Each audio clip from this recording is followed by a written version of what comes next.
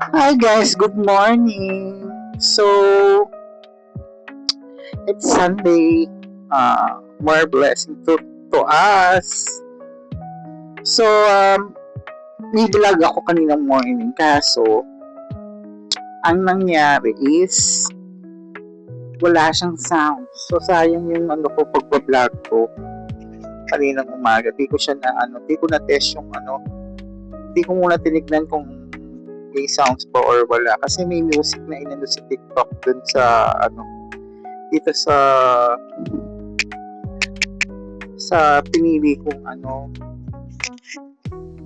so nung pag-play ko wala siyang sound,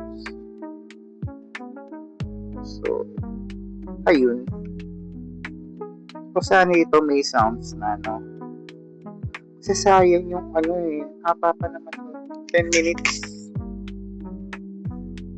minutes, almost 10 minutes. So later visit ako ng simbahan sa Apo Church. Magsisindi ako ng kandila kasi Sunday, every Sunday ginagawa ko yun kasi di ako nagsisimba every Sunday. So nagsisimba ako the whole year. Is birthday ko, then Christmas, yung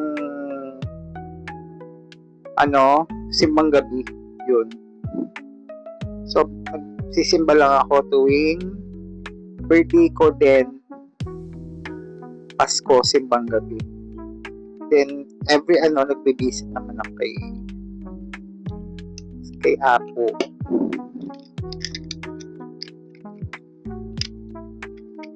So ayun lang. So kahapon wala akong vlog kasi may busy ako kahapon, tsaka nag-live na rin ako kahapon, tapos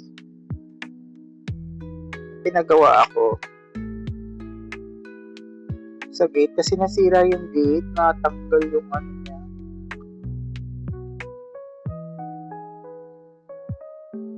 natanggal.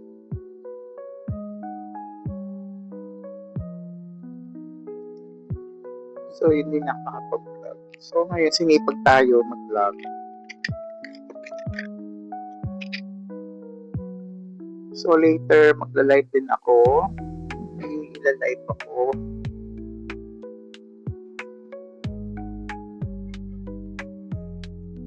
Sana naman kung napanood nyo to, mag-follow kayo sa akin. Tapos mag-comment kayo kung anong gusto nyong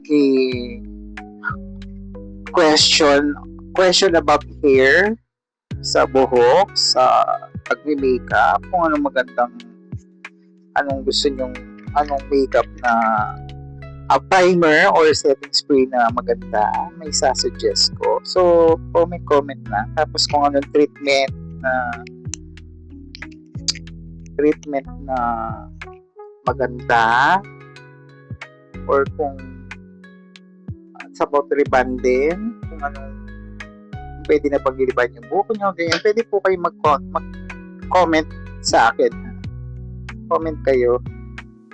Tapos follow nyo rin ako sa YouTube channel ko. So dina-download ko rin sa YouTube channel ko. So ayun lang. Sayang yung ko kanina, yung vlog ko kanina umaga. So back to pwesto na naman ako dito, di ba?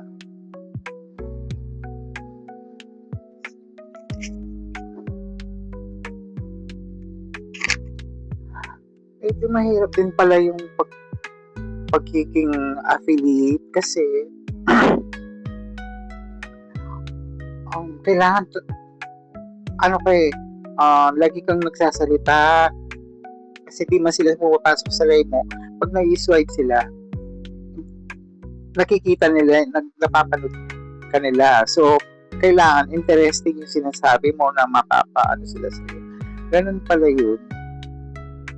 Tapos kailangan everyday may download ka, may upload ka na mga pwedeng dalawang product na maglalagay ka ng yellow basket, tapos yung isa kahit wala siya, So, ganun yung ginagawa ko para umangat yung ating count. So, kailangan tayo,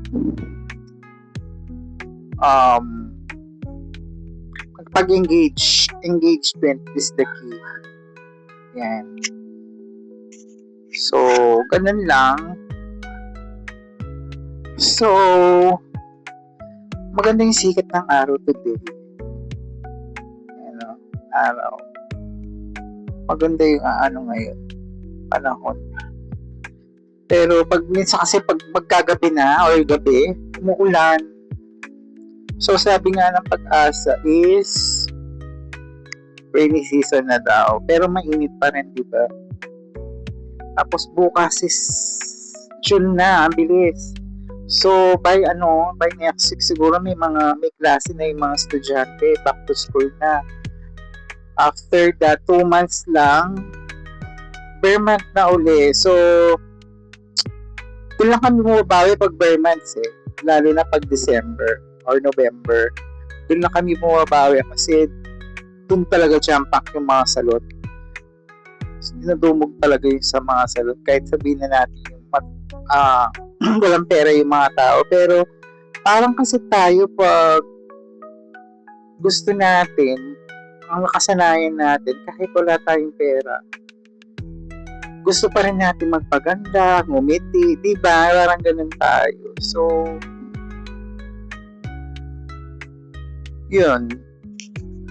So, kahapon may ginawa ako, may nagpa-treatment, tapos may nagpagupit din. So, Sunday ngayon, every Sunday nagbubukas ako kasi usually Sunday, meron mga customer na yung pahinga nila is Sunday din. Pahinga din nila is bonding din ng mga family is Sunday. So, Sunday, nagbubukas ako.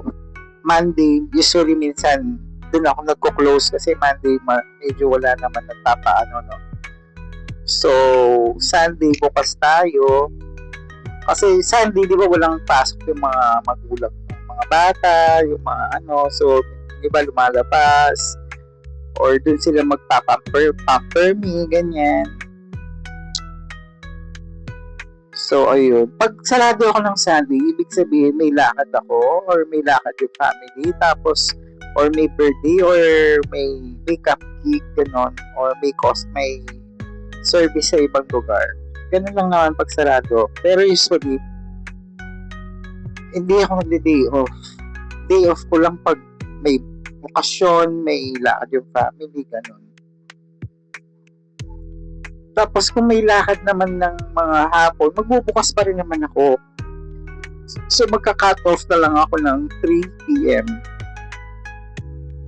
So hindi na ako tatanggap ng, kasi kung rebound man yan, dumating siya ng mga 2 o'clock. Hindi na pwede kasi alis kami ng 5. So mag-prepare pa ako, maliligo and everything. So cut off ko is 3. So, pwede lang discupit-kupit, tapos treatment lang, yun pwede pa. So, ayun, tapos, ano pa ba? So, ayun nga, yung by, pag pinaiba ko na yung design, yung mga gamit na luma, syempre papalitan ko rin yung ipamimigay ko nga. So, wait lang tayo sa announcement kung saan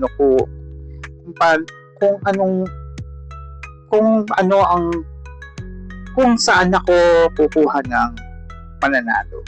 So, kailangan nakapollow syempre. Tapos, nakasubscribe sa YouTube ko. So, yun ganon. So, like and subscribe sa aking YouTube channel. Hanggang dito na lang siguro muna. At ako'y mag-visit muna kay Lord at magpapasalamat sa lahat ng blessing na binigay niya. So, thank you so much. Like and subscribe sa aking YouTube channel at follow niyo ako sa TikTok. Comment kayo kung anong gusto niyo about hair, makeup, kung mga treatment and everything. God bless you and bye!